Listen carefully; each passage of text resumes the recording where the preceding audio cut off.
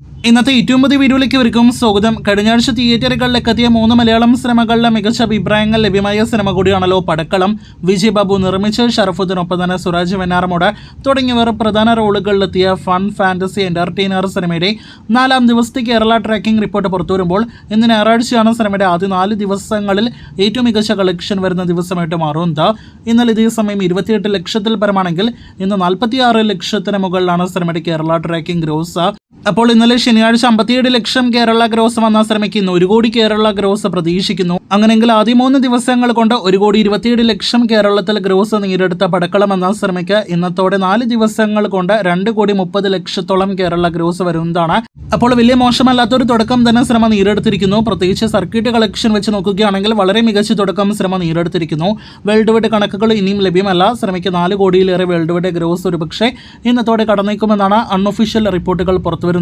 കാത്തിരിക്കൂ പടക്കളത്തിന്റെ അടുത്ത ദിവസങ്ങളിലെ കളക്ഷനായിട്ട്.